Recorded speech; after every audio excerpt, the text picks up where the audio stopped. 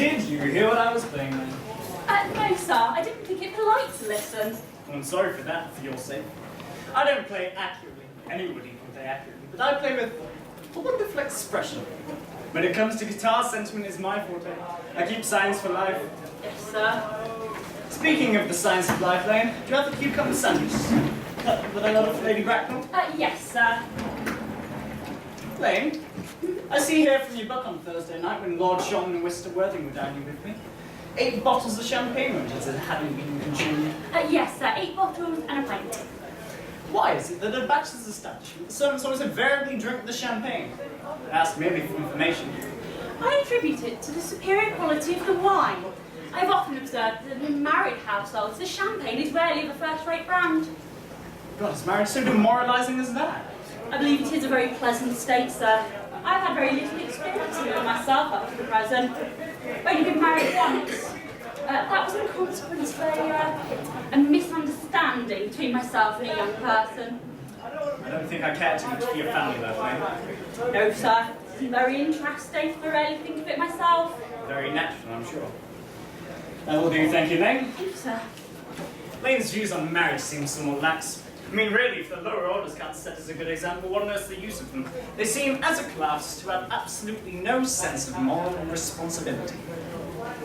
Mr. Ernest Worthing, sir. Ernest, what brings you to town? Oh, pleasure, pleasure. I should bring one anywhere. Eating as usual, I see, Archie.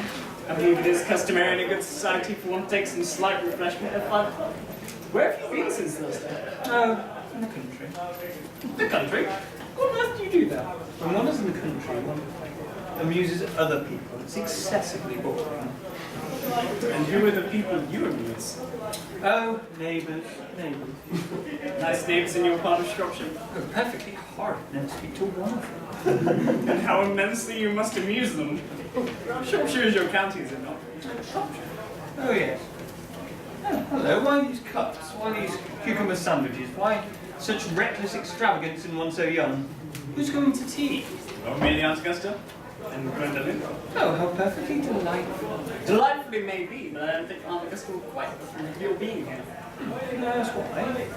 My dear fellow, the way you flirt with Gwendolyn is perfectly disgraceful. It's nearly as bad as the way Gwendolyn flirts with you. I am in love with her. I came to town expressly to propose to her. I thought you said you came up for pleasure. I call that business. Oh, how utterly and romantic you are. Oh, there's nothing romantic about proposing. It's perfectly romantic to be in love, but there's nothing romantic about a definite proposal. One may be accepted, one usually isn't. But then the excitement is all over. You see, the very essence of romance is uncertainty. If I ever get married, I will certainly try to forget that fact.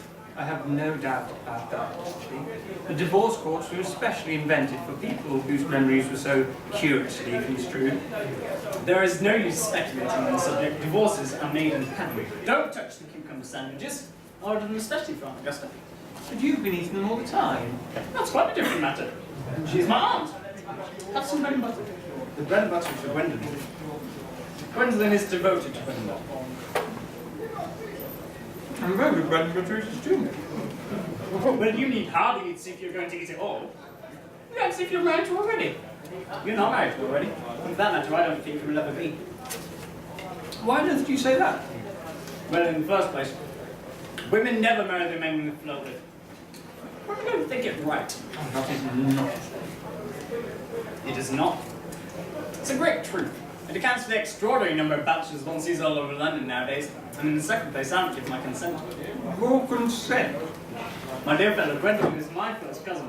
And before I allow you to marry her, I'm going to have to clear up the whole question of Cecily. Cecily? What on earth do you mean? What do you mean, Algie, by Cecily? I don't know anyone by the name of Cecily. Lane, bring me the cigarette case Mr. Worthing left in the smoking room last time down there. Yes, sir. Do you mean to say that you've had my cigarette case here all the time? I wish to goodness you'd have told me. I was writing frantic letters to Scotland Yard about it. And folks very nearly offering a large reward. Well, I wish you had offered one. I happen to be more than usually hard up. Well, there's no use offering a large reward now the thing is found. I think you're rather mean if you Earnest, I must say. However, it makes no matter, for now that I read the inscription inside, I find the thing isn't yours after all. Of course it's mine. You've seen me with it 100 times. And and you can't read what's written inside. It's very ungentlemanly to read a private cigarette case. It's absurd to have a hard and fast rule about what one should read and what one shouldn't. Our modern culture depends on what one should read. I'm quite well aware of that fact, and I don't propose to discuss modern culture. It's not something that one should talk of in private. I simply want my cigarette case back. Yes, but this isn't your cigarette case. This is a present from one of the name of Cecily. And you said you didn't know anyone with that name. Well, if you must know, Cecily happens to be my aunt. Your aunt? Yes, lovely old lady she is too, lives in Tunbridge Wells. Now give it back to me, RG. Yes. But why does your aunt call herself Little Cecily? From Little Cecily, with her fondest love. My dear fellow, what on earth is there in that? Some aunts are tall, some aunts are not tall, and that may be any decision that an aunt may be able to make herself. You seem to think that all aunts should be exactly like your aunt. That is absurd. Now, for heaven's sake, give me my cigarette case back. Yes. But why should your aunt call you her uncle? From Little Cecily, with her fondest love, to her dear Uncle Jack. I have no objection, I must admit, to her aunt being a small aunt, but an aunt, no matter what size she may be, should call her own nephew her uncle. I can't quite make out. Besides, your name isn't Jack at all. It's Ernest. It isn't Ernest, it's Jack. It is, sir. It's Ernest. You told me it was Ernest. I've introduced you to everybody I know as Ernest. You Ernest, the name of Ernest. You looked as if your name was Ernest. You're the most earnest-looking person I've ever met in my entire life. It's perfectly absurd to say your name isn't Ernest. It's here on your cards. Mr. Ernest Worthing, B. for the Albany. I'll keep this as proof. If you ever attempt to deny it to me, to Gwendolyn, or to anybody else. Well, my name is Ernest in town and Jack in the country, and that cigarette case was given to me in the country. Yes, but that does not account for why your small Aunt Cecily lives in Tunbridge Wells calls you uncle. Come on, old boy, you better have the whole thing out at once. My dear fellow, you talk exactly as if you were a dentist. It's very vulgar to talk about a dentist when one isn't a dentist. It produces a false impression. That is exactly what dentists do. I may admit I've always suspected you of being a secret and confirmed bunburyist. Now I'm quite sure of the fact. Bunburyist? What the do you mean by bunburyist? I revealed to you the meaning of that incomparable expression when you were kind enough to inform me why you were Ernest in town and Jack in the country. Well, produce my cigarette case first. Fine, produce your explanation and pray make it improbable. My dear fellow, my explanation isn't improbable at all. In fact, it's rather ordinary. Old Mr. Thomas Cardew, who adopted me when I was a little boy, made me in his will guardian to his granddaughter, Miss Cecily Cardew. Cecily, who addresses me as her uncle out of the motives of respect that you could possibly not appreciate, lives in my place in the country under the charge of her admirable governess, Miss Prison. And where is this place in the country? That is nothing to you, boy. You're not going to be invited. But I may say candidly that it is not in Shropshire. Well, I suspected that. I've bumped across Shropshire on 2 separate occasions. Now go on, why are you Ernest in town and Jack in the country? My dear fellow, I don't know if you'll be able to understand my real motives. You're hardly serious enough. When one is placed in the position of guardian, one must take a very high moral tone in all subjects. It's one's duty to do so. And as a high moral tone can hardly be said to do very much for one's health or one's happiness. To get up to town, I've always pretended to have a younger brother by the name of Earnest, who gets into the most dreadful scrapes. That, my dear friend, is the whole truth, pure and simple. The truth is rarely pure and never simple. Modern life would be very tedious if it were either. And modern literature, a complete impossibility. Well, that wouldn't at all be a bad thing. Literary criticism is not your forte, my dear fellow. You shouldn't try. You should leave it to people who haven't been to university. They do so well at it in the daily papers. What you really are is a bunburyist. I was quite right in saying you were a bunburyist. You're one of the most advanced bunburyists I know. What on earth do you mean? You have invented a very useful younger brother, so that you may be able to come up to town as often as you like. I have invented a perfectly invaluable invalid called Bunbury, so that I may be able to go down to the country whenever I choose. Bunbury really is a perfect invaluable. If it wasn't for Bunbury's extraordinary bad health, for instance, I wouldn't be able to dine with you at Wilde tonight. For I've really been engaged to my guest in one week. But I haven't invited you to dine with me anywhere tonight. You need hardly remind me that. You're so careless at setting out invitations. It's very foolish of you. Nothing annoys people so much as not receiving invitations. You had better dine with your Aunt Augusta. I'll do nothing of the kind. In the first place, I dine with her on Monday, and as you know, once a week is quite enough to dine with one's own relations. And in the second place, whenever I do dine there, I'm always treated as a member of the family, and set down with either a nobleman or lord too. And in the third place, I know perfectly well who should place me this night. She'll place me next to Mary Farquhar, who always flirts with her own husband across the dinner table. It's not pleasant. In fact, it's not even decent. And that thing's enormously on the increase. The amount of women in London who flirt with their own husbands, it's scandalous. It's simply washing one's clean linen in public. And besides, now I know you to be a confirmed bum priest, I naturally want to talk to you about bumbering. I want to tell you the rules. I certainly am not a bumpriest. If Gwendolen accepts me, I'm going to kill my brother. Indeed, I think I'll kill him in any case. Cecily's getting rather too interested in him. It's rather a bore. So I'm going to get rid of my brother, and I suggest you do the same with your invalid friend, Mr. Oh, the man with the absurd name. Nothing will induce me to part with Bunbury. And if you ever get married, which seems to me to be extremely problematic, you'll do very well for knowing Bunbury. A man who marries without knowing Bunbury has a very tedious time of it. I certainly wouldn't want to know Mr. Bunbury. If I marry Gwendolen, and she is the only girl that I've ever in my life wanted to marry, I definitely would not want to know Bunbury. Then your wife would. You don't seem to realise that, my friend. In married life, 3 is company, and 2 is none. My dear young friend, that is the theory that the corrupt French drama have been proposing for the last 150 years. And that the happy English home is proved in half the time. That's so cynical, so easy to be cynical.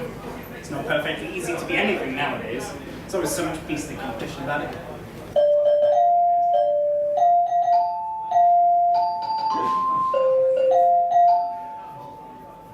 That must be Aunt Augusta.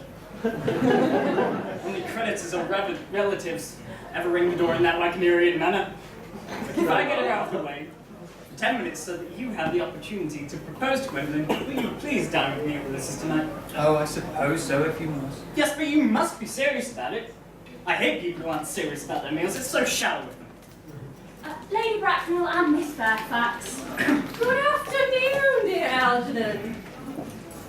Have you been behaving quite well? I'm feeling very well, thank you, Aunt Augusta. Not quite the same thing, but the two things rarely go together. Dear me, you're smart. I was unsmart, am I not, Mr. Worthing? You're quite perfect, Miss Fairfax. Oh, don't say that. Leaves no more room for developments. And I intend to develop in many directions. I'm sorry we're late, Algernon. I had to call on dear Lady Harbury. Not seen her since her poor husband's death. Never seen a woman quite so altered. She looks 20 years younger. Now, I'll have a nice cup of tea and one of those cucumber sandwiches you promised me. Certainly, Aunt Augusta. Gwendolen, cucumbers here. No, thank you, Mama. I'm quite fine where I am. Lane, where are the cucumber sandwiches? I ordered them especially. There were no cucumbers in the market this morning. I went down twice. No cucumbers? No, sir! Not even for ready money. Thank you, sir. I am greatly distressed, Aunt Augusta, about there being no cucumbers. Not even for ready money. Really makes no difference, Algernon. Get some crumpets with Lady Harbury. Seems to be living entirely for pleasure. Yes, I hear her turned quite gold from grief. Well, it certainly has changed its colour, but from what cause I cannot say.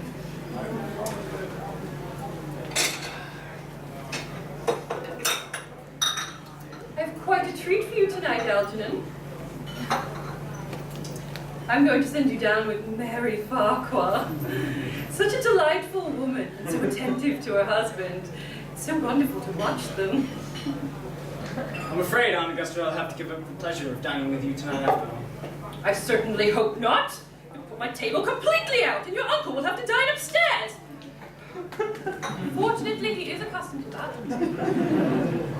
It is a great bore, and I need hardly say a terrible disappointment to me. But the fact of the matter is, I've just had a text My poor friend Bunbury is very ill again. They seem to think I should be with him. It is strange that this Mr. Bunbury suffers from curiously bad health. Yes, poor Bunbury is a dreadful invalid. Well, I do say, Algernon, I think it's high time that this Mr. Bunbury made up his mind whether he's going to live or die. This shilly-shallying with the question is perfectly absurd.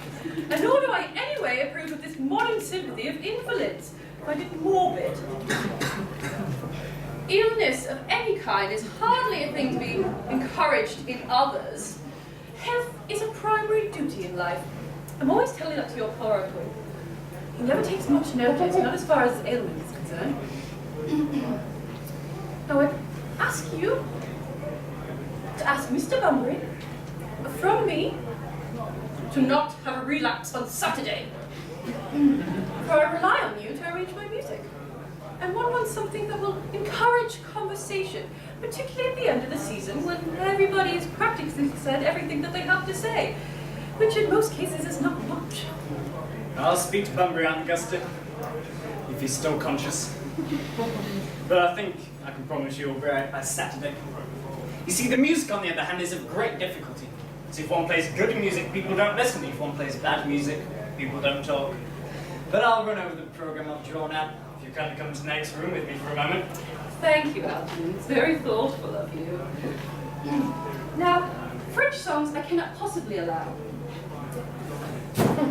German is a very respectable language, and indeed I believe it is so. You're going to, would you agree? Who said, Mama?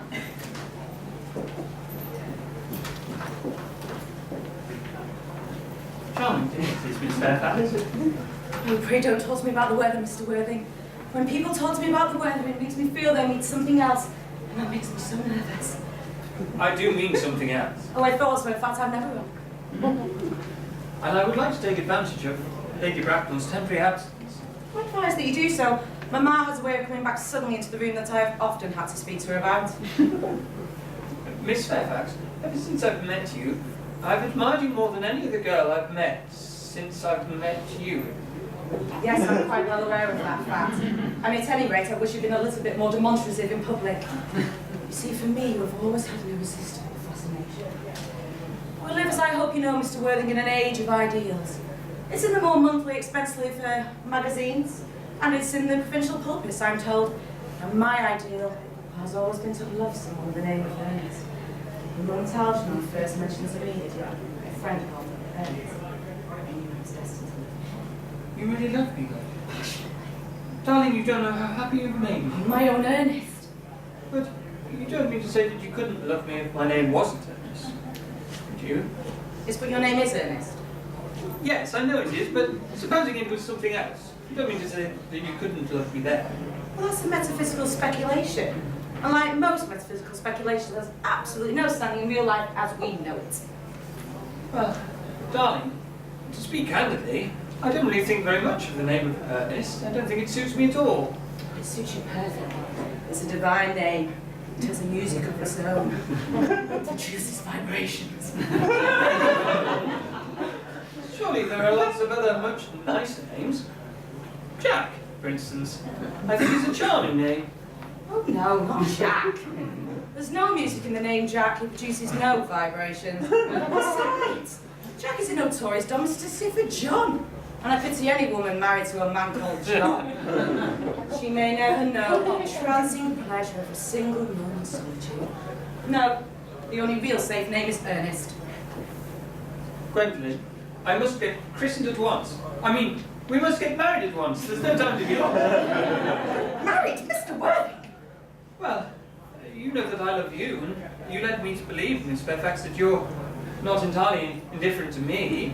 Yes, but nothing's been said at all about marriage. The subject hasn't even been touched on. Well, may I propose to you now? I think it would be an admirable opportunity, and to spare you any possible disappointment, I fully intend to accept you. Gwendolyn, Yes? What is it you have to say to me? do you know what I've got to say to you? Yes, but you don't say it. Gwendolyn, will you marry me? Oh, of course I will, darling. How long you have been about it. I'm afraid you've had very little experience in how to propose. Darling, you're the only girl that I've loved in my entire life. Yes, but men often propose for practice. My brother Gerald does all my girlfriends tell me so. But what blue eyes you have, Ernest. They are quite blue. I do hope you will always look at me that way. Especially when other people are present. Mr. Worthing! Rise, sir, from the semi-recumbent posture. It's most indecorous. Mamma, I must beg you to retire. Besides, Mr. Worthing has not finished yet. This is no place for you. Finished what, may I ask? You know that I am engaged to Mr. Worthing, Mamma? You certainly are not. When you become engaged, I, your father, should his health permit him, will inform you of the fact. An engagement should come on a girl as a surprise, pleasant or unpleasant as the case may be. It can hardly be a thing allowed to arrange for yourself. Now, I have a few questions to put to you, Mr. Worthing. Gwendolyn, while I'm making these inquiries, you will wait for me downstairs in the limo. Mamma? The limo, Gwendolyn. You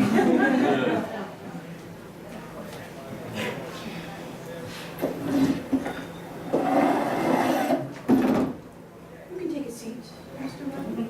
Thank you, Lady Bracknell. I prefer standing.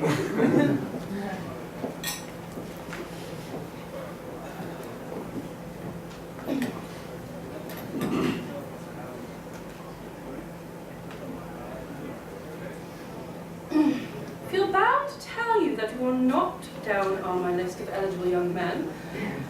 But I do have the same list as the Duchess of Bolton. We work together, in fact. However, I am quite prepared to enter your name should your answers be what a really affectionate mother requires. Do you smoke? Yes, I must admit I do smoke. I'm glad to hear it.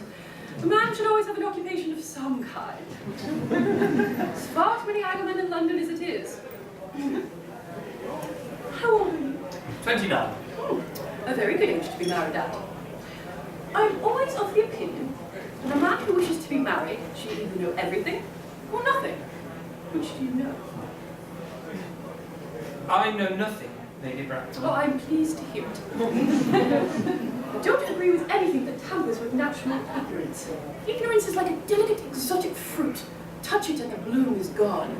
This whole theory of modern education is radically unsound. Fortunately, in England, at any rate, education produces no effect whatsoever. If it did, it would prove a serious danger to the upper classes, and probably lead to acts of violence in Grosvenor Square. What is your income? Between 700 and 800,000 a year. And is that in land or investments? In investments, chiefly. That is satisfactory. What between the duties expected of one during one's lifetime and the duties exacted from one after one's death, land has ceased to either be a profit or a pleasure. It gives one position but prevents one from keeping it up. That is all that can be said about land. I do have a house in the country with some land attached to it, about 1,500 acres. But I don't depend on that for my real income. In fact, I think only the poachers manage to make anything from it. A country house? How many bedrooms? Well, that can be cleared up afterwards. You have a townhouse, I hope. An unspoiled girl like Gwendolyn could hardly be expected to reside in the country. I have a house in Belgrave Square, but it is let out by the year to a Lady Bloxham. But I can get it back at any time that I like, within 6 months' notice. Lady Bloxham? I don't know her. Oh, she's a lady very advanced in years. She goes around very little. Well, nowadays, that is no guarantee of respectability and character. What number in Belgrave Square? Oh, 149. Thought there was something. The unfashionable side. Though that could be altered. Do you mean the fashion on the side? Both, if necessary, and I presume. What are your politics? I'm afraid I have none. I'm a Liberal Democrat. They count as Tories. You come and dine with us. Oh, well, come in the evening at any rate. Now, to minor matters. Are your parents living? I'm afraid I've lost both of my parents. To lose one parent, Mr. Worthing, looks like a misfortune. To lose both looks like carelessness. Who was your father? He was obviously a man of some wealth. Was he born into one of the radical papers called the Clerk of Commerce? Or did he rise from the ranks of aristocracy? I'm afraid I don't really know. I said I'd lost my parents. It would be closer to the truth to say that my parents had lost me. I was found. Found? Yes. The late Mr. Thomas Cardew, an old gentleman of charitable disposition, found me and named me Worthing because he had a first-class ticket to Worthing in his pocket at the time. Worthing is a place in Sussex. It's a seaside resort. And where did this charitable gentleman who had this first-class ticket to a seaside resort find you? In a handbag. A handbag? Yes, Lady Bracknell, a handbag. A black, leather, quite large handbag, with handles to it. An ordinary handbag, in fact. And in which locality did this Mr. James or Thomas Cardew find this ordinary handbag? In the cloakroom of Victoria Station. It was given to him in mistake for his own. The cloakroom at Victoria Station? Yes, the Brighton line. The line is immaterial, Mr. Worthing. I confess I feel somewhat bewildered by what you just told me. To be born or anyway bred in a handbag seems to me to display the social contempt for ordinary decencies of family life, and reminds one of the worst excesses of the French Revolution. You know what that led to. As for the locality in which the handbag was found, a cloakroom in a railway station, displays a social indiscretion which had probably been used for that before. But it can hardly be regarded as a recognised position in a good society. Well then, Lady Bracknell, what do you suggest I do? It would go without saying that I would do absolutely anything to ensure Gwendolyn's happiness. I strongly advise you to acquire one parent of either sex before the season is quite over. But I don't know how on earth I'll be able to do that. I can produce a handbag at any moment. It's in my dressing room. Surely that should satisfy you, Lady Bracknell. Me, Mr. Worthing? What has it got to do with me? You could hardly imagine I or Lord Bracknell would allow our only daughter, a girl brought up with the utmost care, to be allowed to be married into a cloakroom and form an alliance with a parcel. Good morning, Mr. Worthing. Good morning. Oh, for goodness sake! Algie, don't play that ridiculous tune. How an idiot you are!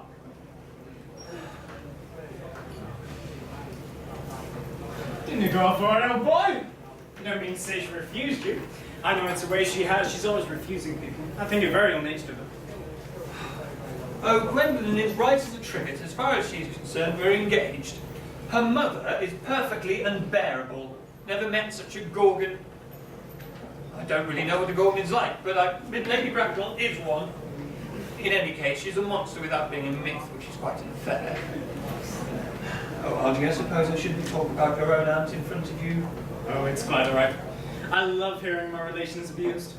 It's the only thing that allows me to put up with any of them.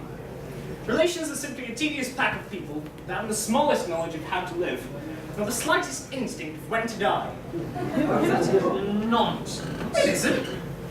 Well, I don't want to argue about it. You always want to argue about things. That's originally what things were made for.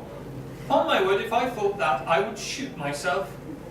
Oh, Archie, you don't think Gwendolyn's going to turn out anything like her aunt in, say, 150 years, do you? All women become like their mothers. That is their tragedy. No man ever does, that's his. Is that clever? It's perfectly phrased, and as true as any observation that civilized life should be. I'm sick to death of cleverness. Everybody seems to be clever these days. You can't go anywhere without meeting clever people. Becoming a public nuisance. Wish to goodness we still had a few fools left. We do. Well, I should extremely like to meet them. What do they talk about? The fools. Oh, clever people, of course. What fools? Did you tell Gwendolyn about your being Earnest in town and Jack in the country? My dear fellow, the truth isn't the kind of thing one tells a sweet, innocent young girl. What extraordinary ideas you have about the way to behave to women. The only way to behave to a woman is to make love to her, if she's pretty. And to somebody else if she's plain. That is nonsense. What about your brother? What about the profligate Earnest? Well, by the end of the week, I shall have gotten rid of Ernest. I'll say that he died in Paris of apoplexy. Lots of people die quite suddenly of apoplexy, don't they? Yes, but it's hereditary, my dear fellow. It's the kind of thing that runs in families. You'd much better say severe chill. The severe chill isn't hereditary or anything of that kind. Of course it isn't. Very well then. My poor brother Ernest will be carried off later this week with a severe chill in Paris. That gets rid of him. What about Miss Cardew? I thought you said Cecily was a little too much interested in your poor brother Ernest. Won't you feel his loss a good deal?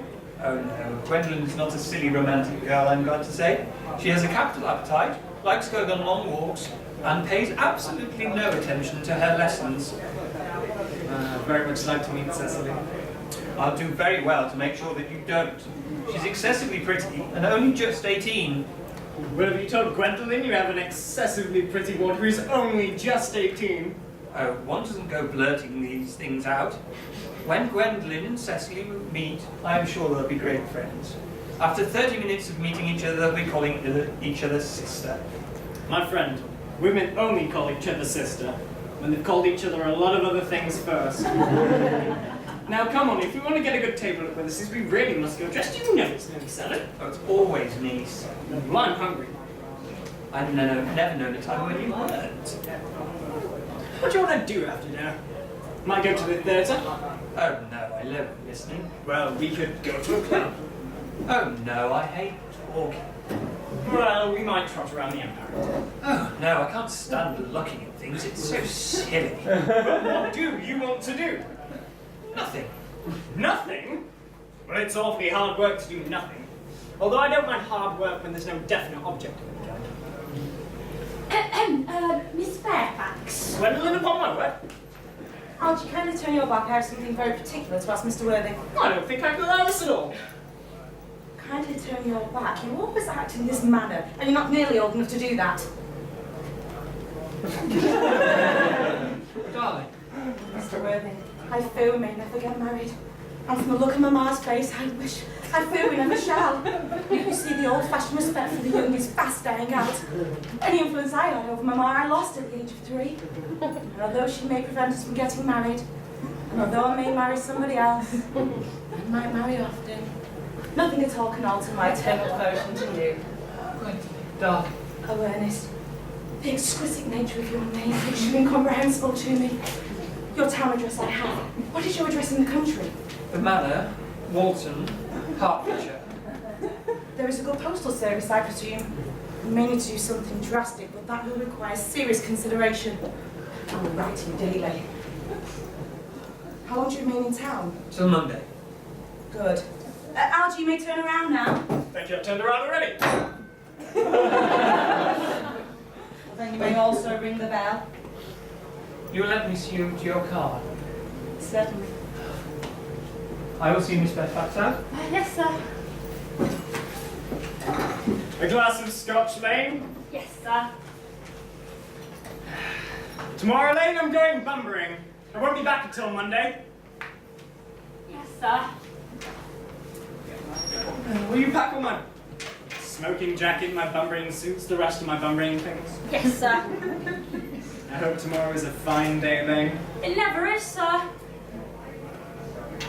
Lane, you are the perfect pessimist. I do my best to give satisfaction, sir.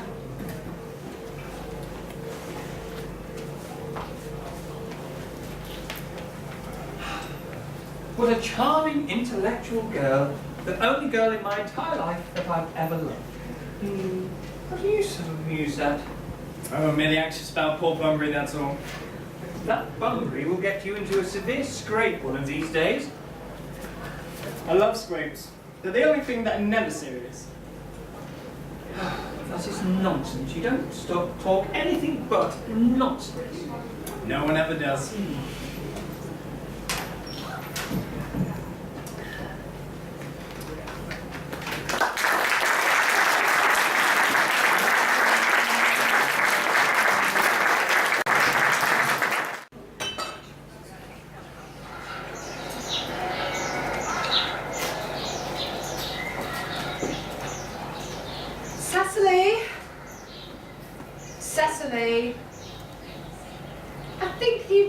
fine occupation of watering the flowers is rather Moulton's duty than yours.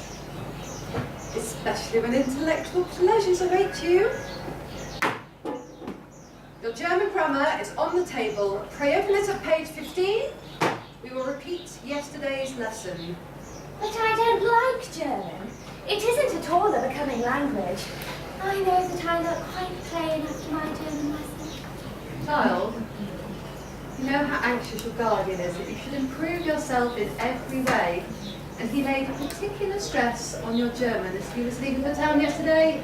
Indeed, he always lays stress on your German as he is leaving the town. Uncle Jack is so very serious. Sometimes he is so serious that I think he cannot be quite well. Your guardian enjoys the best of good health, and his gravity of demeanour is especially to be commended in one so comparatively young as he is. I know no one who has a greater sense of duty and responsibility. I suppose that is why I often looks a little bored when we three are together. Cecily, I'm surprised at you. Mr. Worthing has many troubles in his life. Idle merriment and triviality will be out of place in this conversation. You must remember his constant anxiety about that unfortunate young man, his brother. I wish Uncle Jack would allow that unfortunate young man, his brother, to come down here sometime. We might have a good influence over him in this prison. I know you certainly would. You know German and geology, and things of that kind influence a man very much. I do not think that even I could produce any effect upon one who, according to his own brother's admission, is extremely weak and vacillating. Indeed, I am not sure that I should wish to reclaim him. I'm not in favour of this modern mania for turning bad people into good people at a moment's notice. As a man sows, so let him reap. You must put away your diary, Cecily. I really don't see why you should keep a diary at all. I keep a diary in order to enter the wonderful secrets of my life. If I didn't write them down, I should probably forget all about them. Memory, my dear Cecily, is the diary we all carry around with us. Yes, but it usually chronicles things that have never happened or could not possibly have happened. I believe memory is to blame for nearly all the 3-volume novels that Moody sends us. Do not speak slightingly of the 3-volume novel, Cecily. I wrote one myself in earlier days. Really, Miss Prism, how wonderfully clever you are. But I hope they did not end happily. I don't like novels that end happily. They depress me so much. The good ended happily and the bad unhappily, and that is what fiction means. I suppose so, but it doesn't seem very fair. And was it ever published?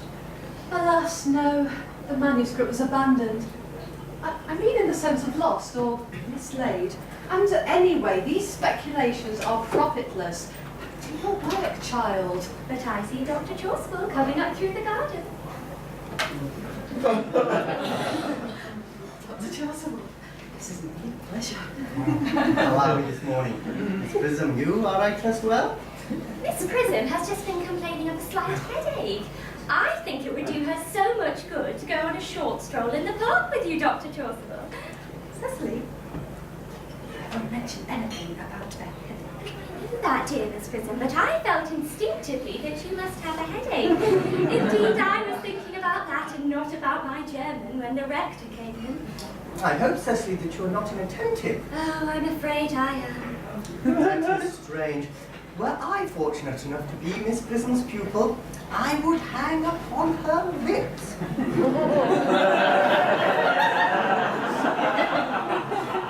I spoke metaphorically. My metaphor was drawn from bees. Mr. Worthing, I suppose, is not returned from town yet? We don't expect him until Monday afternoon. Ah, yes. He'd like to spend his Sunday in London. He's not one of those whose sole aim is enjoyment, unlike, by all accounts, that unfortunate young man, his brother, seems to be. But I must not disturb Egeria and her pupil any longer. Egeria? But my name's Letitia, the doctor. A classical allusion, nearly, drawn from the pagan authors. I shall see you both, no doubt, at evensong. You know, I think I shall take a stroll with you after all. I find I do have a headache, and a walk might be good. With pleasure, Miss Prison, with pleasure. We might go as far as the schools and that. That would be delightful. Cecily, you may carry on with your political economy. The chapter on the fall of the rupee you may omit. It is somewhat too sensational. Even these metallic problems have a melodramatic side.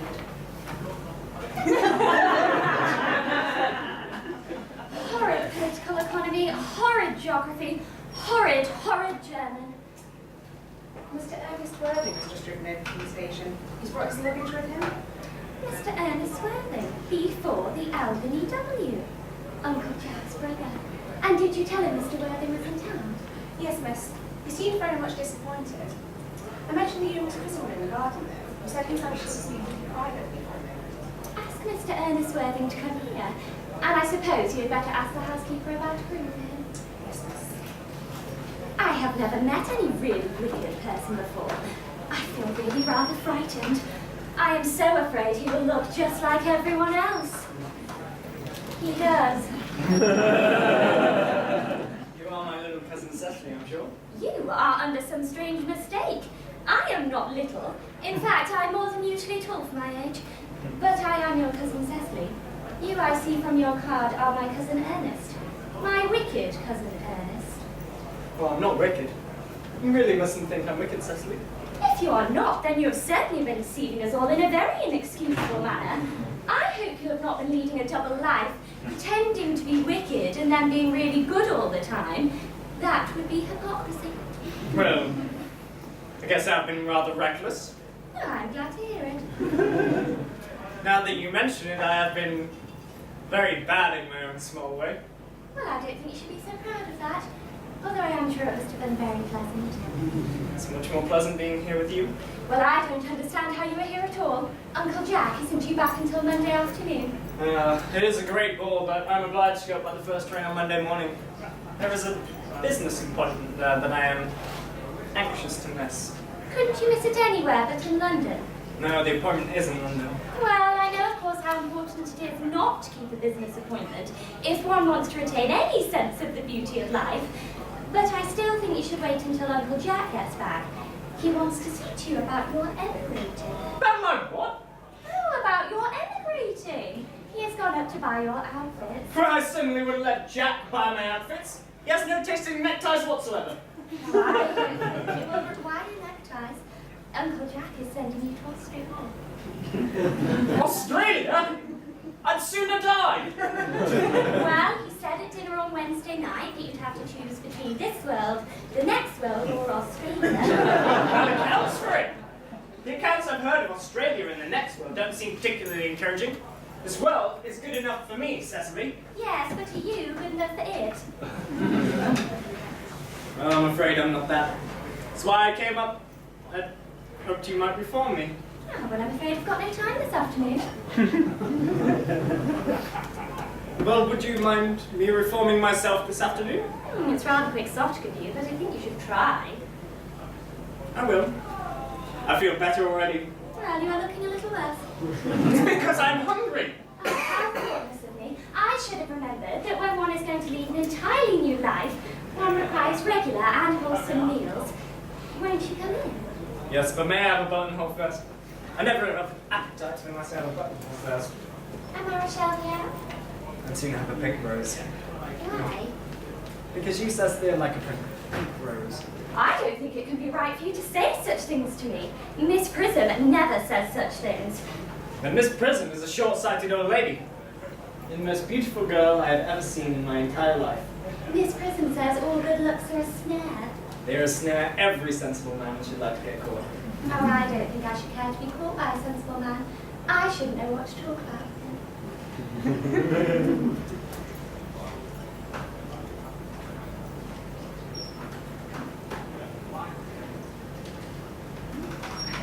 You are much too alone, dear Doctor. You should get married. I'm misanthrope, I can understand. I won't. Never. Believe me, I do not deserve so neologistic a phrase. The precept as well as the practice of the primitive church was distinctly against matrimony. That is probably why the primitive church has not lasted until this present day. And you do not seem to realise, dear Doctor, that by persistently remaining single, a man opens himself up to becoming a permanent public temptation. This very celibacy leads weaker vessels astray. But is that married man not equally attractive? No, man is ever attractive, except perhaps to his wife. Often, I'm told, not even to her. That depends on the intellectual sympathies of the woman. Maturity can be depended upon. Ripeness can be trusted. Young women spoke horticulturally. My metaphor was drawn from the fruits. Where is Cecily? She falls to schools. Mr. Worthing! Mr. Worthing?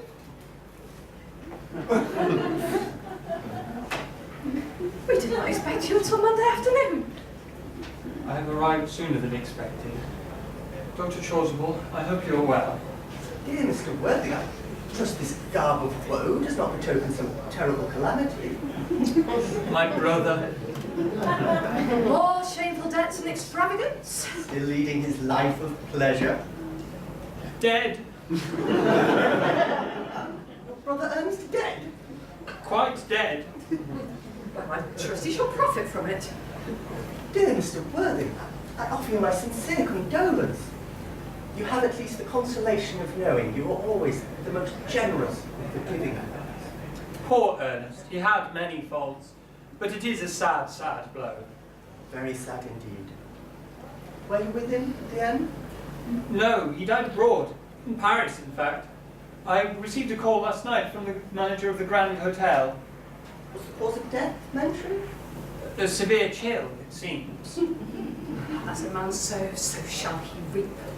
Charity! Dear Miss Prism, charity! None of us are perfect. I myself am particularly susceptible to drafts. Will the interment take place there? No, he expressed a desire to be buried in Paris. In Paris? I fear that can hardly point to any very serious state of mind at the last. You would no doubt wish me to make some slight allusion to this tragic domestic affliction next Sunday. My sermon on the meaning of the man in the wilderness can be adapted to almost any occasion. Joyful, or as in the present case, distressing. I have preached it at harvest celebrations, christenings, confirmations, on days of humiliation, and festival days. The last time I delivered it was at the cathedral as a charity sermon on behalf of the Society for the Prevention of Discontent amongst the upper orders. The bishop who was present was much struck by some of the analogies I drew. Ah, that reminds me, you mentioned christenings, I think, Dr. Chasuble. You do know how to christen, all right? I mean, you are continually christening, aren't you? I regret to say it's one of the rector's more constant duties. I often speak to the poorer classes about thrift, but they don't seem to listen. Is there any particular infant in whom you are interested, Mr. Worthing? Your brother was, I believe, unmarried, was he not? Oh, yes. People who live for pleasure usually are. Oh, but this is not for any infant, dear Doctor. I'm quite fond of children. No, this, I would like to be christened myself this afternoon, if that's okay with you. But surely, Mr. Worthing, you have been christened already. I don't remember anything about it. Have you any great doubts on the subject? I certainly intend to have, but I don't suppose you have any problems, so you don't think that I'm too old or anything? Not at all. The sprinkling or indeed immersion of adults is a perfectly canonical practice. Immersion? I mean, you have no apprehensions. A sprinkling is all that is required, or I think advisable. Now, whether it's so changeable. At what hour would you wish the ceremony performed? Oh, I might trot around about 5, if that's all right with you. Perfect, perfect. In fact, I have 2 similar ceremonies to perform at that time. There's a case of twins that occurred recently in one of the outlying cottages on your own estate. Or Jenkins, the carter, a most hard-working man. Oh, no, I don't see much fun in being christened along with other babies. It would be very childish. No, would 5:30 do? Admirably, admirably. And now, Dear Mr. Worthing, I will not intrude a moment longer into a house of sorrow. I would merely beg that you be not too bowed down by grief. What seem to us bitter trials are often blessings in disguise. Seems to me to be a blessing of the most obvious kind.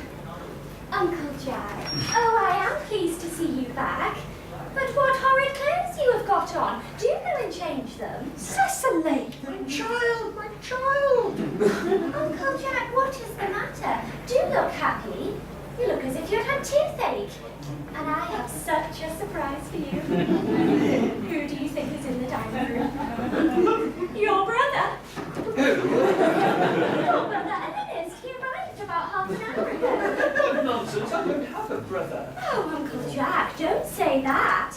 However badly he may have behaved to you, he is still your brother. I'll tell him to come out. And you will shake hands with him, won't you, Uncle Jack? Oh, this is very joyful news. After we had all got used either to his disappearance, his sudden resurrection seemed to me peculiarly distressing. My brother is in the dining room. I don't know what it all means. I think it's perfectly absurd. Good heavens! Brother John, I've come up to town expressly to apologize for all the trouble I've caused you. And to promise I intend to lead a better life in the future. Uncle Jack, you are not going to refuse your own brother's hand. Nothing in this world will induce me to take that man's hand. I think it's perfectly inexcusable that he's come down here. He knows perfectly well why. Uncle Jack, do be nice. There is some good in everyone. Ernest has just been telling me about his poor invalid friend, Mr. Bunbury. He visits so often, and surely there must be much good in someone who leaves the pleasures of London to sit by a bed of pain. Bunbury? He's been talking to you about Bunbury, has he? Oh yes, he's been telling me about poor Mr. Bunbury and his terrible state of health. Bunbury? Well, I won't have you talking to him about Bunbury or anything else. It's enough to drive one perfectly frantic. I find Brother John's coldness to me peculiarly painful. Especially since it's the first time I've been here. Uncle Jack, if you don't shake hands with Ernest, I will never forgive you.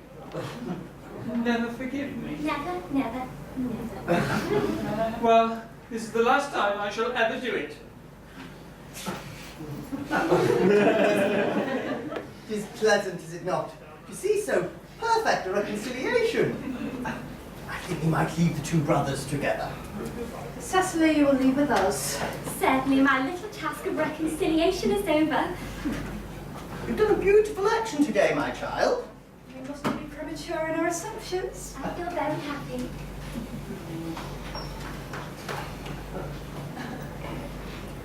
Algy, you young scoundrel! You have no right to Bunbury here.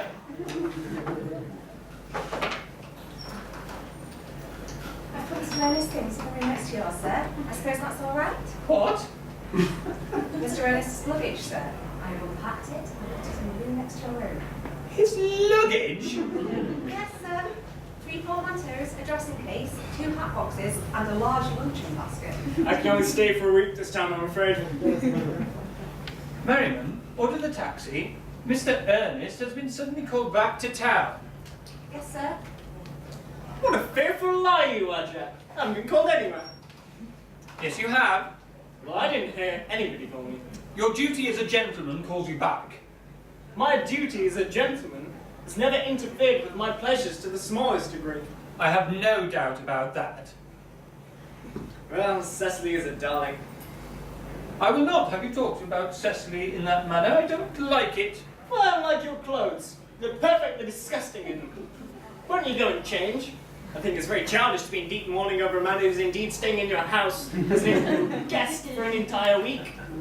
I go in protest.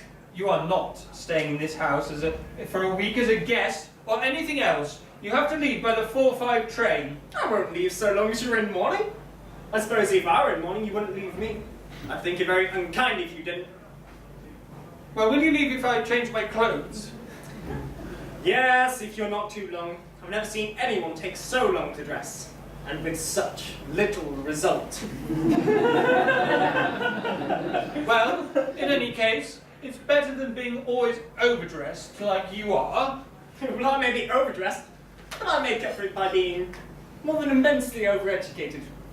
Your vanity is ridiculous, your conduct an outrage, and your presence in my garden utterly absurd. Now, you must leave by the 4:05, and I hope you have a pleasant journey back to town. This bumbling, as you call it, has not been a great success for you. Well, I think it has been a great success. I'm in love with Cecily, and that is everything. Speaking of which, I really must make another bumbling appointment. There she is. Oh, I nearly came back to water the roses. I thought you were with Uncle Jack. Oh, he's gone to order a taxi. Oh, are you going to go on a nice drive? No, he's sending me away. Then we have got to part. I'm afraid so. It is painful parting. Oh, it is always painful to part from someone whom one has just met. The absence of old friends one can endure with equanimity, but even a momentary separation from someone to whom one has just been introduced is almost unbearable. Thank you. It can wait, Merriman, for 5 minutes. Yes, miss?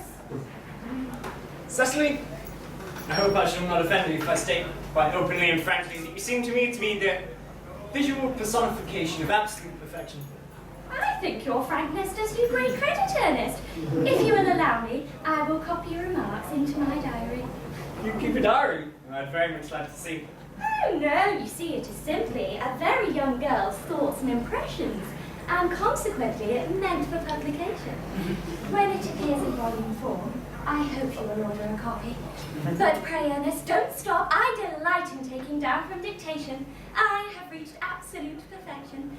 You can go on. I am quite ready for more. Oh, pray, Ernest, don't cough. When one is dictating, one should speak clearly and not cough. Besides, I don't know how to spell cough.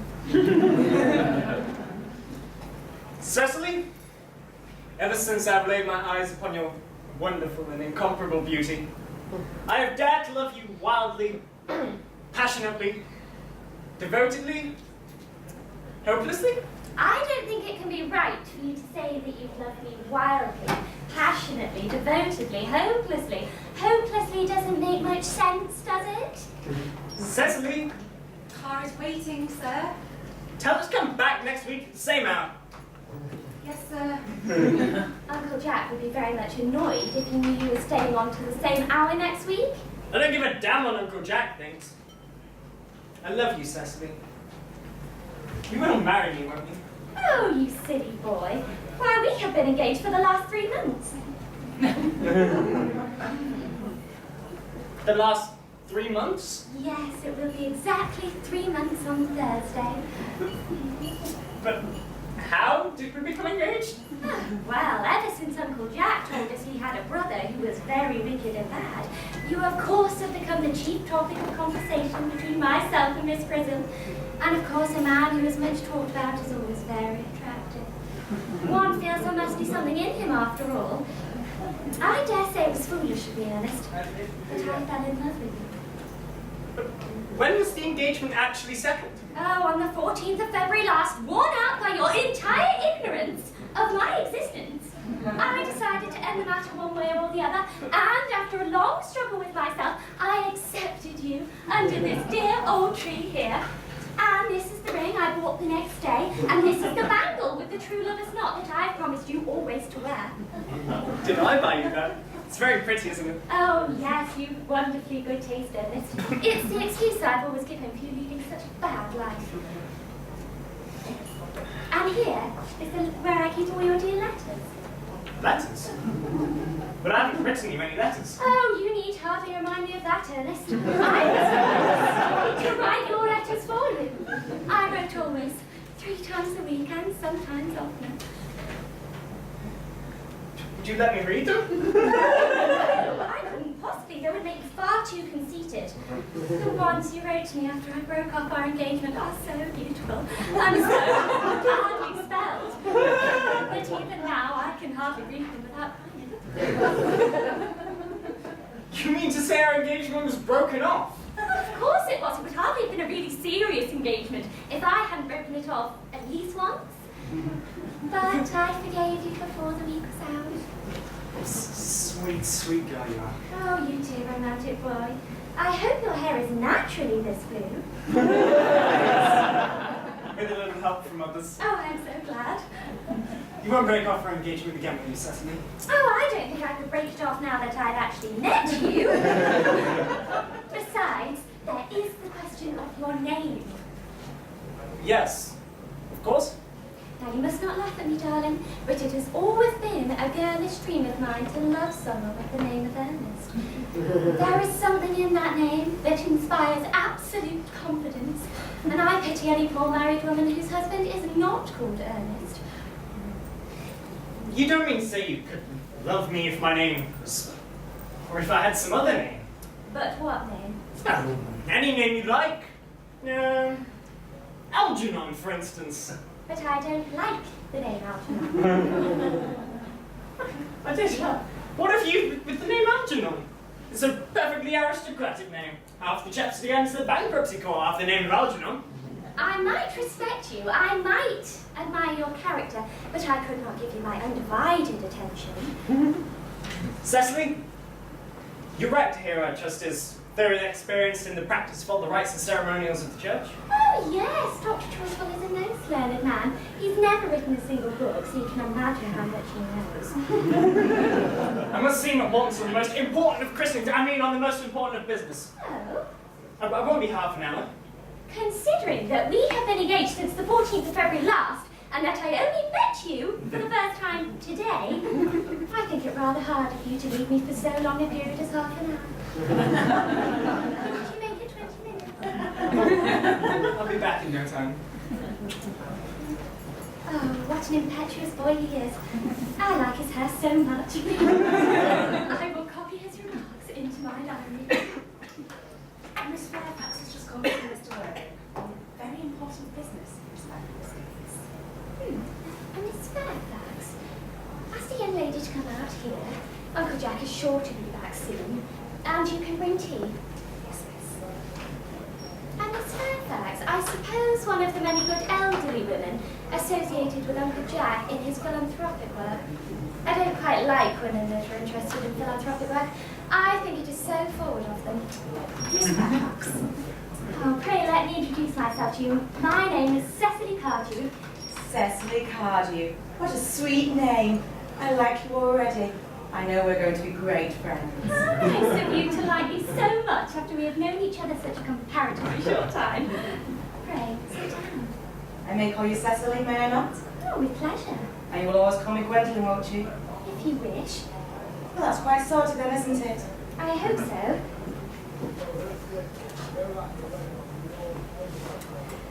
Now might be a good idea of me mentioning who I am. My father is Lord Bracknell. You've not heard of Papa, I suppose? I don't think so. No, outside the family circle, I'm glad to say nobody has.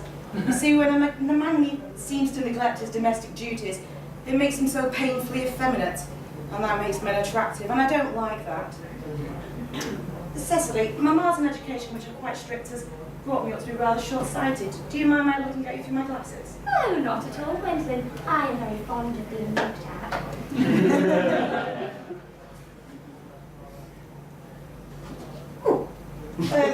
We're in a short visit, I suppose. Oh, no, I live here. Oh, with your mother, no doubt, or an elderly relative. No, no mother, nor in fact any relations. Oh, indeed. My dear guardian, with the assistance of Miss Prism, has the arduous task of looking after me. Your guardian? Yes, I'm Mr. Worthing's ward. Oh, it's strange to me you never mentioned Lady Ward. How secretive of him. He grows more interestingly hourly. Although I can't help but state that the feelings that I get from this don't fill me with unmixed delight. You see, I like you, Cecily. I like you more than I can say.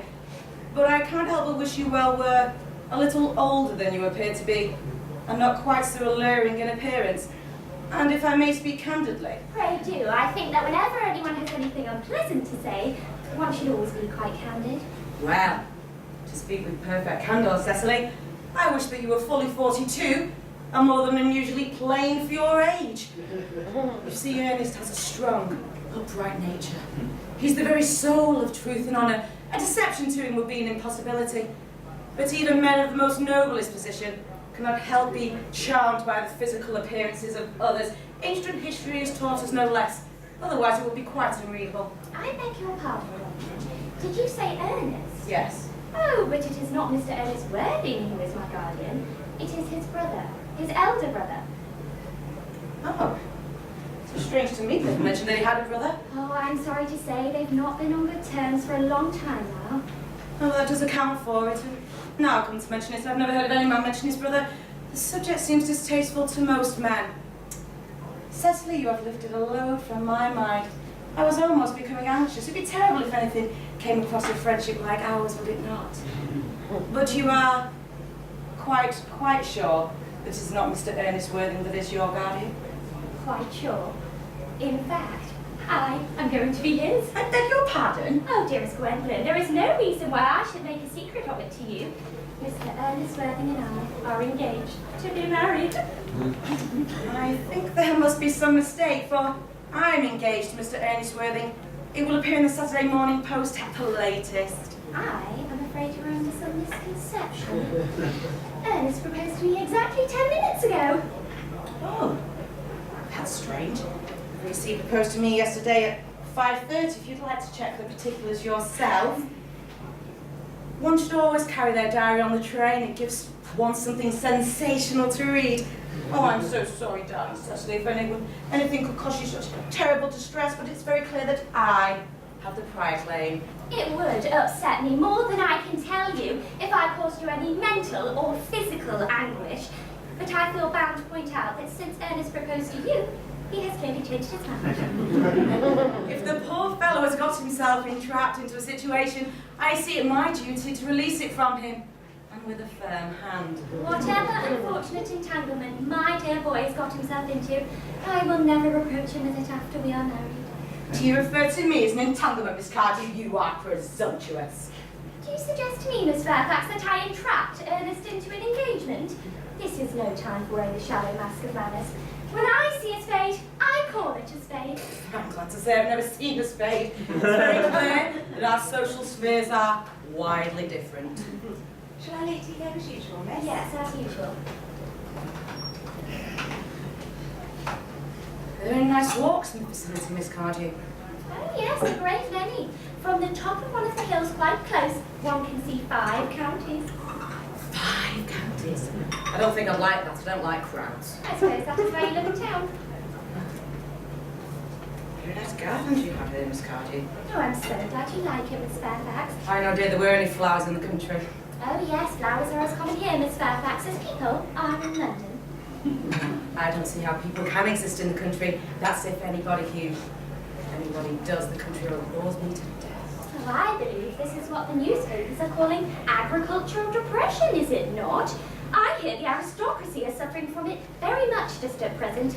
It is almost an epidemic amongst them, I've been told. Would you care for some tea, Miss Fairfax? Yes, please. Detestable girl, I require tea. Sugar? No, thank you. Sugar's not very fashionable anymore.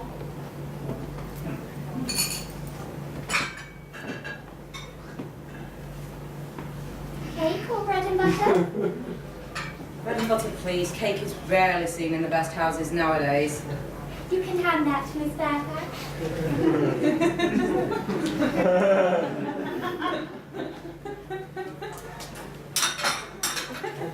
You have filled my tea with lumps of sugar, and though I distinctly asked you for bread and butter, you've given me cake. Oh, I am one. With the gentleness of my nature, but I warn you, Miss Cardew, you may go too far. To save my poor, innocent, trusting boy from the machinations of any other woman, there are no lengths to which I will not go. The moment I saw you, I distrusted you. I could see you were false and deceitful. My first impressions are never wrong. It seems to me, Miss Fairfax, that I'm trespassing on your valuable time. No doubt you have many other calls of a similar character to make in the neighbourhood. Ernest, my own Ernest. My darling Gwendolyn. Just one question. Are you engaged to this young lady? To dear little Cecily? Of course not. Put that thought into your pretty little head. Thank you, you may. Oh, I knew there must be some misunderstanding, Miss Fairfax. The gentleman whose arm is round your waist at present is my guardian, Mr. John Worthing. John? Yes, this is Uncle Jack. Jack? Here is Ernest. A moment. May I ask you, are you engaged to be married to this young lady? To what, young lady? Good heavens, Gwendolyn! Yes, to Gwendolyn. I mean to Gwendolyn. No, of course not. What put that silly idea into your pretty little head? Thank you. You may. Oh, I thought there was some slight error, Miss Cardew. You see, the man with his arm around your waist now is my cousin, Mr. Algernon Moncrief. Algernon? Ugh! Is your name really Algernon? I cannot deny it. Is your name really Jack? You denied if I liked. I can deny anything if I like. But surely my name is John. It has been John for years. My poor wounded Cecily. My sweet wrong Gwendolyn. You will call me sister, will you not? There is just one question I want to ask my guardian. An admirable idea. Mr. Worthing, where is your brother Ernest? We are both engaged to your brother Ernest, so it is of vital importance to know where your brother Ernest is. Cecily, Gwendolyn, it is very painful for me to be forced into a position of telling the truth. In fact, it's the first time I have ever found myself in such a painful position, and I'm quite inexperienced at doing anything of the kind. But I must speak frankly and say that I have no brother Ernest, that I've never had a brother, and I never have any small intention of having one in the future. No brother at all. None. You mean you have never had a brother of any kind? Never of any kind. But it is very clear then, Cecily, that neither of us engaged to be married to anyone. It is not a very fortunate position for a young girl to suddenly find herself in, is it? Well, let us go into the house. They'll hardly venture after us there. No, men are so cowardly, aren't they?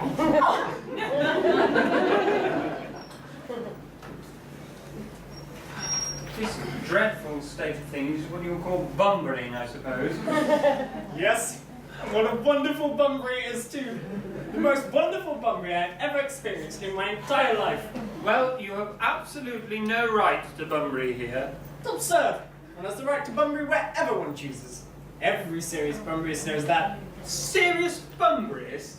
Good heavens! Well, one must be serious about something if one wants to retain any amusement in life. I'm serious about Bunburying. What are you serious about? Everything, I should fancy. You have such an absolutely trivial nature. Well, the only small satisfaction I have from this whole affair is that your friend Mr. Bunbury is quite exploded. You won't be able to run down to the country quite so often now. A good thing too. Your brother's a little off colour, isn't he, Jack? Suppose you won't be able to come up to London quite so often as your wicked custom was. And not a bad thing either. As for your conduct towards Miss Cardew, I think you taking in a sweet, simple, innocent young girl like that is quite inexcusable. Not to say anything of the fact that she's my ward. I can see no possible defence for you to seeking such a brilliant, clever, thoroughly experienced young lady like Miss Fairfax. Say nothing of the fact that she is my cousin. I wanted to get engaged to Gwendolyn. I love her. I want to be married to Cecily. I adore her. Well, there's absolutely no chance of that ever happening. Well, I can't see much chance of you and Miss Fairfax being united either. Well, that is none of your business. But if it was my business, I certainly wouldn't talk about it. It's very vulgar to talk about one's own business. Only people like stockbrokers do that, and they're merely at dinner parties. How you can calmly sit there eating muffins, I cannot make out. I think it's perfectly heartless. Well, I can't eat muffins in an agitated manner. The butter would get all over my cuts. One should always eat muffins quite calmly. It's the only way to eat them. I think it's perfectly heartless that you're eating them in any rate, under the circumstances. When I am in trouble, eating is the only thing that consoles me. Indeed, when I'm in really great trouble, as anyone knows me intimately will tell you, I refuse everything except food and drink. I'm eating muffins at the present moment because I am unhappy. Besides, I told you I was particularly fond of muffins. Well, that gives you no right to eat them all in such a greedy way. Why don't you have some tea cake? I don't like tea cake. For goodness sake, I suppose a man may be able to eat his own muffins in his own garden. Well, I thought you said it's perfectly heartless to eat muffins. I said it was perfectly heartless of you under the circumstances. This is an entirely different thing. Well, that may be, but the muffins are the same. Oh, for goodness sake, Algie, why don't you just go?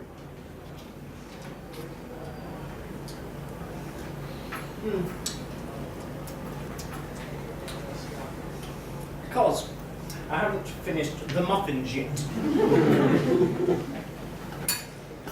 Besides, Well, I hate tea cake. well, why do you allow it to be served upon your guests? What strange ideas you have of hospitality, Jack.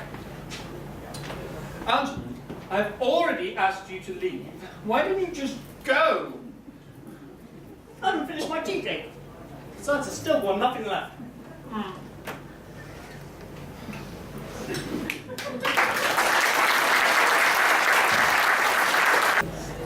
The fact that they not once follows into the house as anyone else would have done seems to show that they've got some sense of shame left. They have been eating muffins. That looks like repentance. You're not looking at us. Couldn't you cough? But I don't have a cough. They are looking at us. What effrontery. They're approaching. That's very forward of them. Well, let us preserve a dignified silence. Certainly, it's the only thing to do now.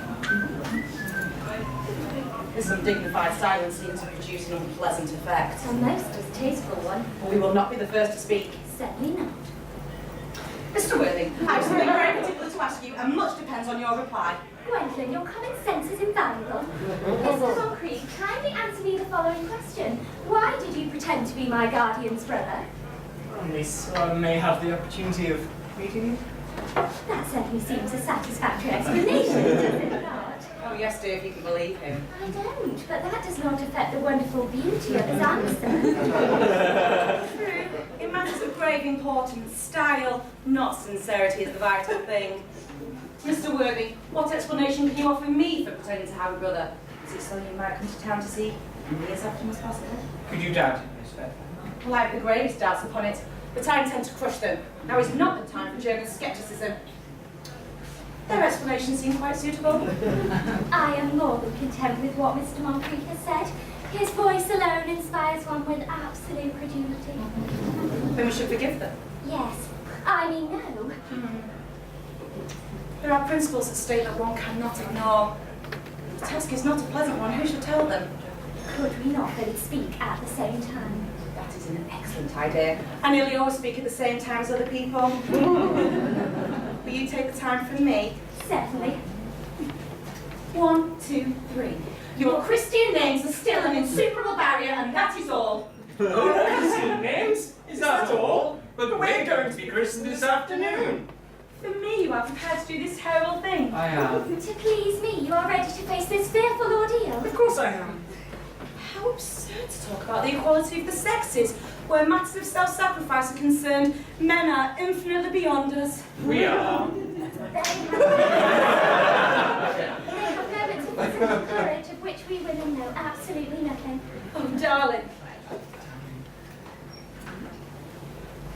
Lady Bracknell. Good heavens! Gwendolyn, what does this mean? I am engaged to Mr. Worthing, Mamma. Come here and sit down. Sit down immediately. Hesitation of any kind is a sign of mental decay in the young, and physical weakness in the old. Prize her of my daughter's sudden flight of her trusty maid, whose confidence I purchased by means of a small coin.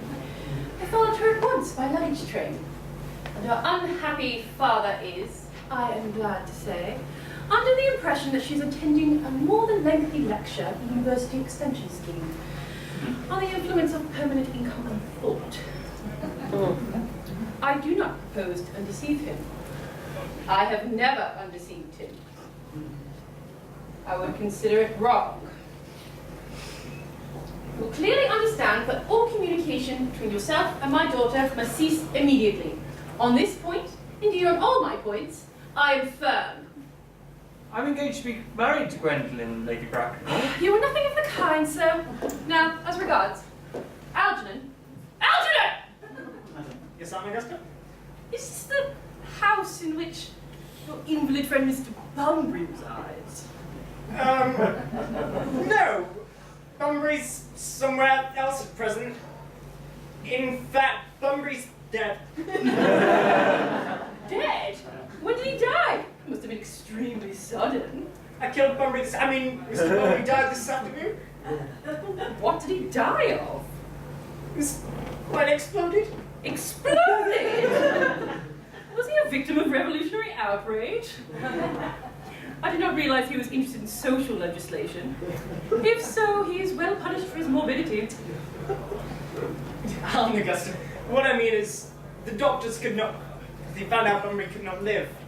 So Mr. Bunbury died. That is what I mean. Well, he has great confidence in the opinion of his physicians. I am glad, however, that he has come to some definite decision and acted under proper medical advice. Now that we have got rid of this Mr. Bunbury, Mr. Worthing, may I ask, who is this young person who my nephew Algernon seems to be holding what seems to be particularly unnecessary love? This lady is Miss Cardew, my ward. I'm engaged to be married to Cecily, Aunt Augusta. I beg your pardon? Mr. Moncrief and I are going to be married, Lady Bracknell.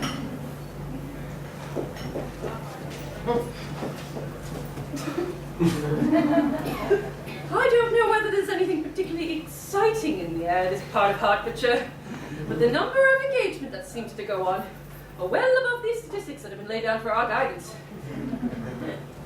A preliminary inquiry on my part does not seem out of question.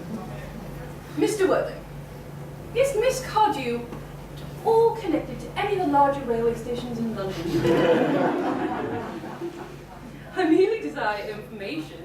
Until yesterday, I had no idea there was anybody connected to Terminus. Miss Cecily Cardew is the granddaughter of the late Mr. Thomas Cardew of 149 Belgrave Square, Gervais Park, Dorking, Surrey, and the Sporran, Fifeshire, NB. Well, that does not sound unsatisfactory.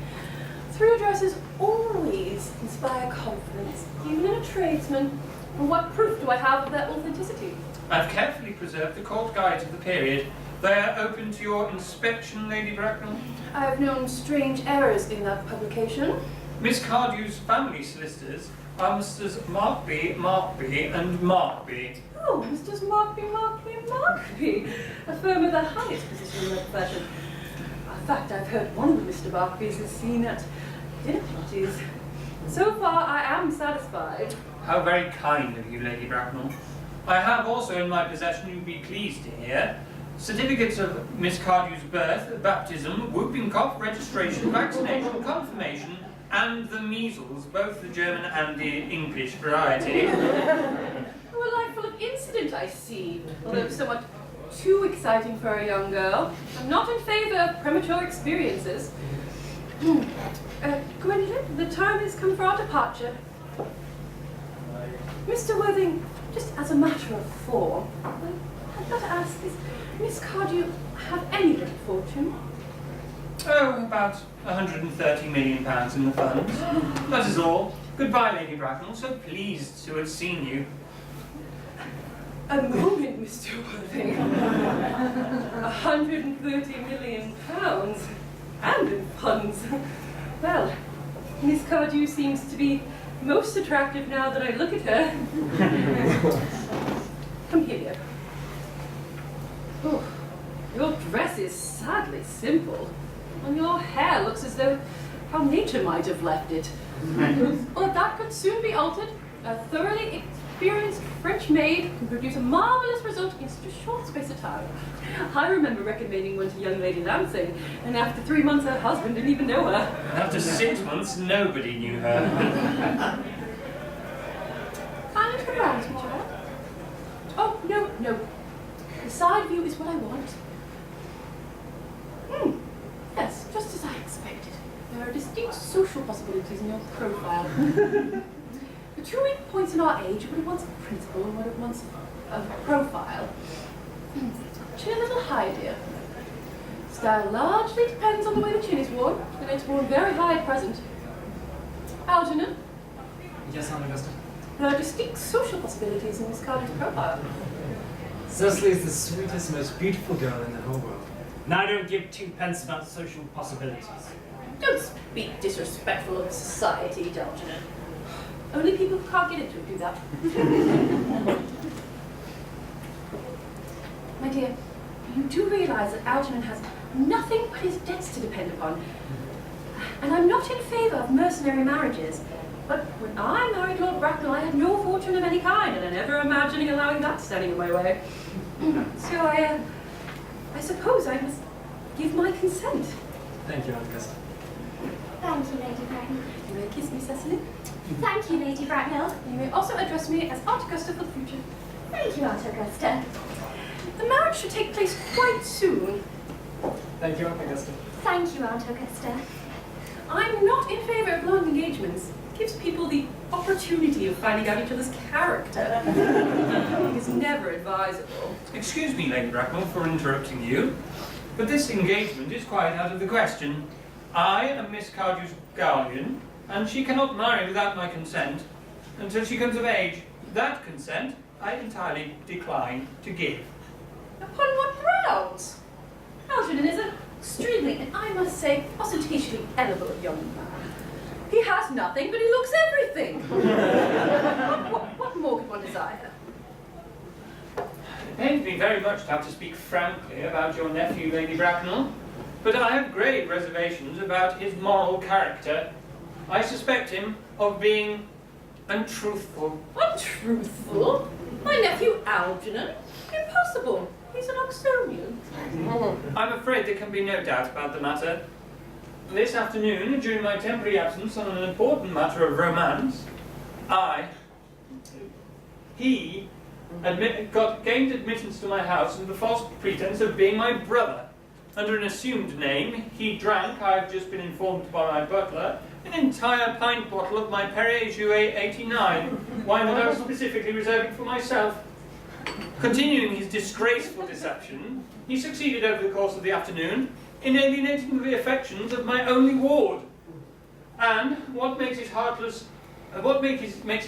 all the more heartless is that he knew very full well that I have no brother, that I've never had a brother, and that I've never intended to have a brother of any kind. I expressly told him so yesterday afternoon. Mr. Worthing, after careful consideration, I've decided to entirely overlook my nephew's conduct to you. How very generous of you, Lady Bracknell. My decision is unalterable.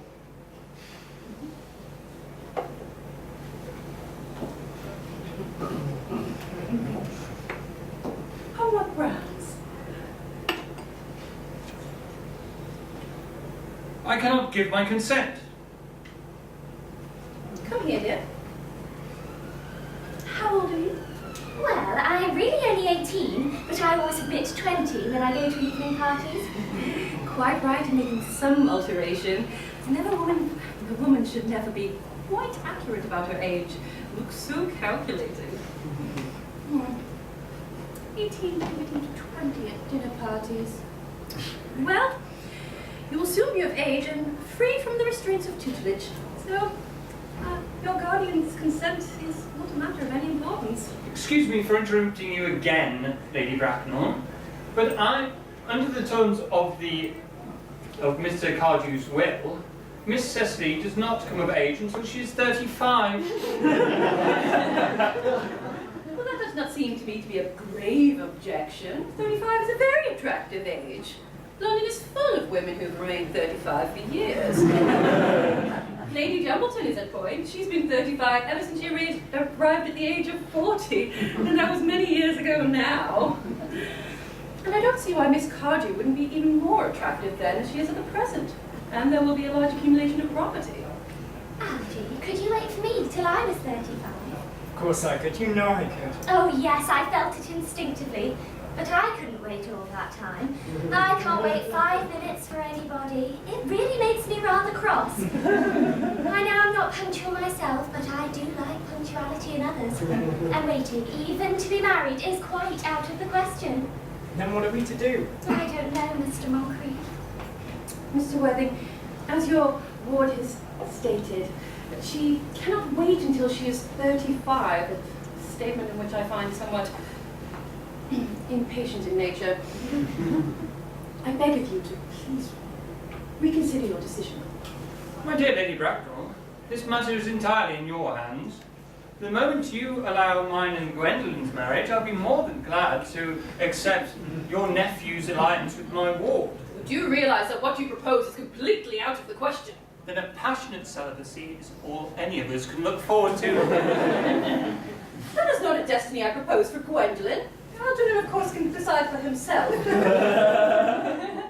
Come now, you've missed 5, if not 6 trades. To miss any more would expose us to conduct platform. Everything is quite ready for the christenings. Christenings? Is that not somewhat premature? But both these gentlemen have expressed a desire for immediate baptism. At their age, the idea is grotesque, irreligious. Algernon, I forbid you to be baptised. Lord Bracknell will be most displeased if he finds out this is the way you spend your time and money. But am I to understand then that there will be no christenings at all this afternoon? I'm afraid, Dr. Choswell, as things stand, that it would be of no practical use for either of us. I'm grieved to hear such sentiments from you, Mr. Worthing. They savour of the heretical views of the Anabaptists, views which I've completely refuted in 4 of my unpublished sermons. However, as your present mood seems to be more peculiarly secular, I will return to the church at once. Indeed, I have just been informed by the pew opener that for the last hour and a half, Miss Prism has been waiting for me in the vestry. Did I hear you mention Miss Prism? Yes, Lady Bracknell. I am on my way to join her. Pray, allow me to detain you just for a moment. Is this Miss Prism a woman of repellent nature, remotely connected to education? She is the most cultivated of ladies, and the very picture of respectability. It's clearly the same person. What position does she hold in your household? I am a celibate, madam. Miss Prism, Miss Lady Bracknell, has been for the last 3 years Miss Cardew's esteemed governess and valued companion. In spite of what I hear of her, I must see her at once. Let her be sent for. She approaches. She is nigh. I was told you expected me in the vestry there, Canon. I have been waiting there for an hour and 3/4. Prism! Come here, Prism. Prism, where is that baby? 28 years ago, you left Lord Bracknell's house, number 104 Upper Grosvenor Street, in charge of a perambulator that contained a baby of male sex. You never returned. A few weeks later, through elaborate investigations of the Metropolitan Police, the perambulator was found in a remote corner of Bayswater. It contained a 3-volume novel of more than unusually revolting sentimentality. But the baby was not there. Prism, where is that baby? Lady Bracknell, I admit with shame that I do not know. I only wish that I did. The plain facts of the case are these. On the morning of the day that you mentioned, a day that is forever branded on my memory, I prepared as usual to put the baby in its perambulator. I had also with me a somewhat old but capacious handbag in which I had intended to place a novel on which I was working on in my few unoccupied hours. In a moment of mental abstraction, for which I can never forgive myself, I placed the manuscript in the basinette and the baby in the handbag. But Miss Prism, where did you deposit that handbag? Oh, do not ask me, Mr. Worthing. Miss Prism, your answer is of more importance to me than you would know. I demand to know where that handbag is, or where you deposited it. Oh, it was in one of the largest stations in London. Which station? Victoria, the Brighton line. I must retire to my room for a moment. Gwendolyn, you will wait for me. Oh, I'll wait for you all my life. As long as you're not too long. What do you think this means, Lady Blackmore? I don't know what you suspect. Things like this are not supposed to happen to families in this high position. Hardly the thing. Uncle Jack seems strangely agitated. Your guardian has a very emotional nature. Sounds like he's having an argument. Just like arguments, they're always vulgar, not convincing. It has stopped now. I wish he'd come to some conclusion. Well, the suspense is terrible. I hope it does last. Miss Prism, is this a handbag? Your answer has more than the happiness of more than one person depends on it. It appears to be mine.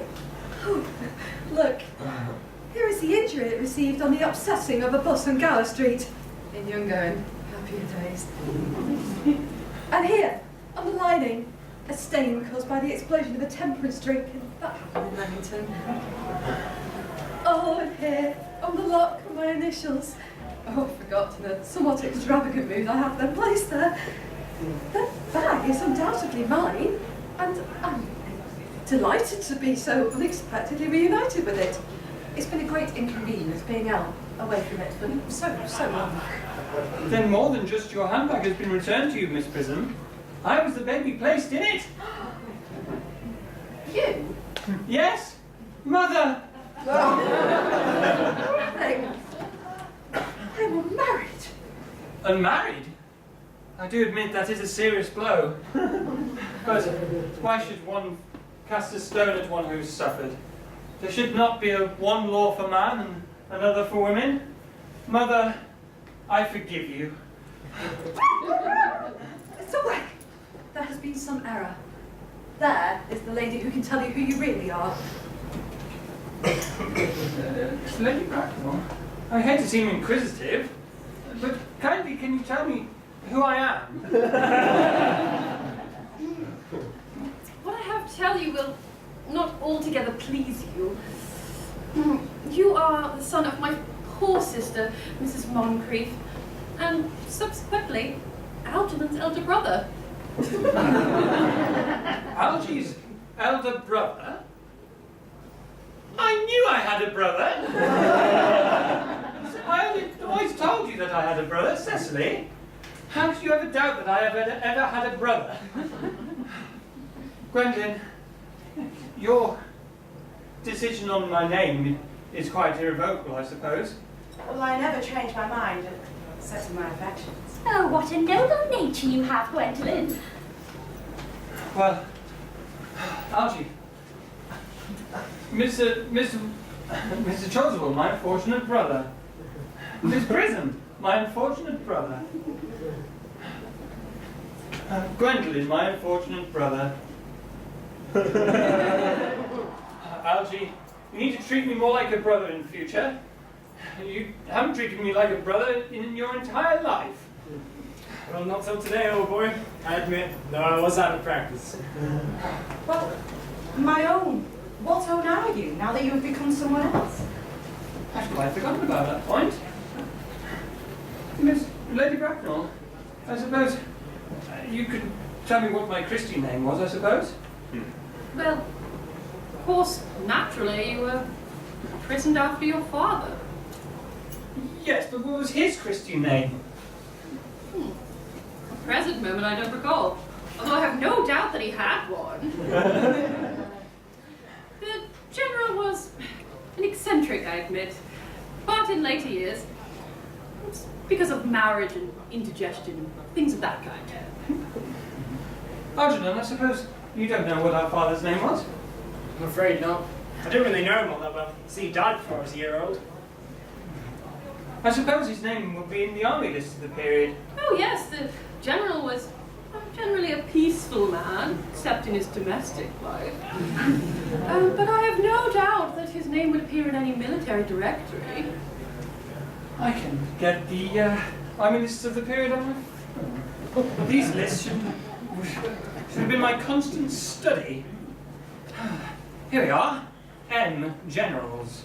Malham, Maxboom, Magley, What ghastly names they have.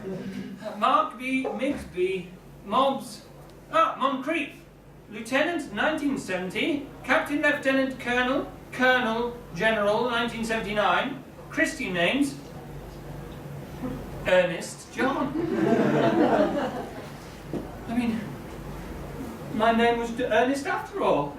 I knew from the start you could have no other. Gwendolyn, my darling, it's just terrible for a man to find out that all his life he's been speaking nothing but the truth. Can you forgive me? Oh, of course I can, for I feel you are sure to change. My darling, at last. Letitia. Frederick, at last.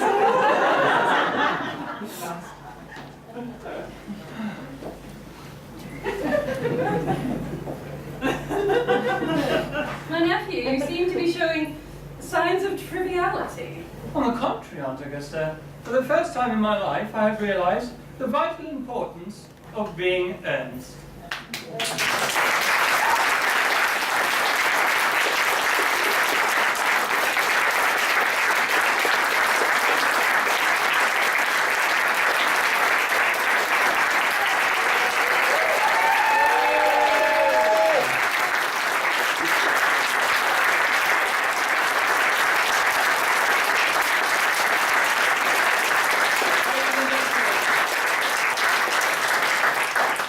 Thank you all so much for coming along.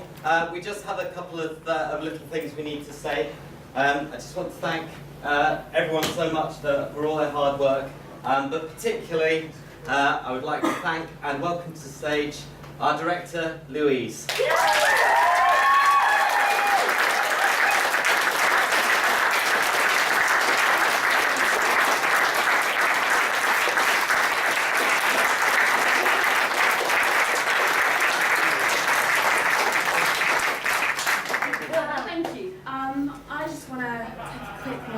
To thank the cast.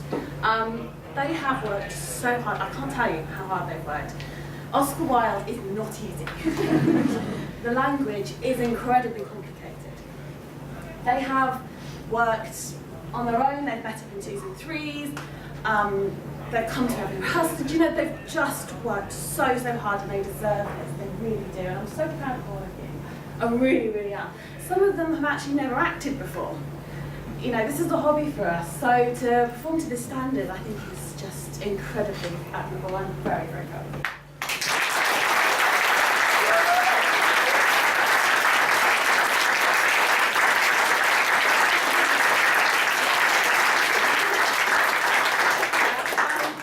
You have all seen the beautiful sets we've had. We've had 3 really distinctive and well thought out sets, and that is the work of Gemma here. Yay.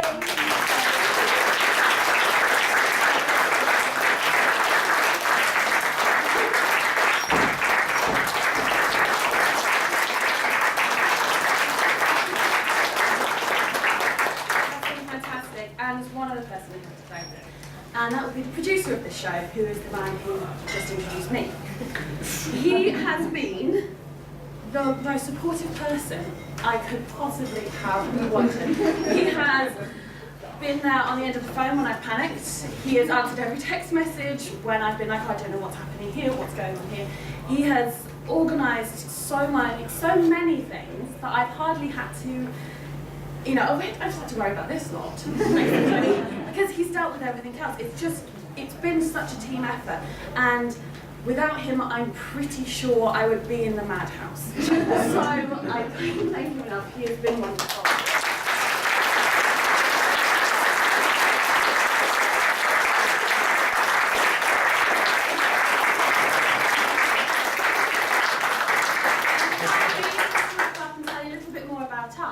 I'd like to introduce her Royal Highness, Lady Alexandra, who is the chairwoman of Didsbury.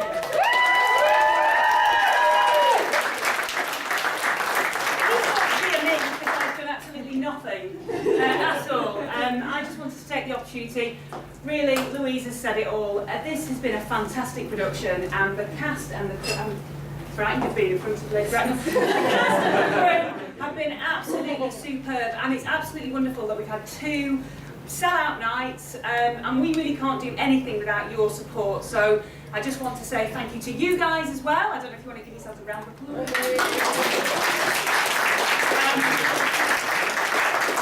As we said, you know, we all do this for the love of it, and I'm just, on behalf of the committee, extremely proud of what I've seen tonight. So again, thank you to everybody. Just very quickly, because I know you don't want to be in this hot room any longer than you need to be. You've been given a programme tonight, and please take it with you. It's got all the details of everything that we do. We've got 2 more shows coming up quite soon. We've got the Manchester Fringe for the first time, which is really exciting. We've got Zombies versus Nerds, which is going to be an exciting show later on in the year as well. If you want to follow us on Twitter, follow us on Facebook, please do see our website. Sign up, because we do a regular newsletter with everything that's going on as well. So please be involved, continue to be involved, continue to support. We really, really appreciate it. So, ladies and gentlemen, thank you very much again.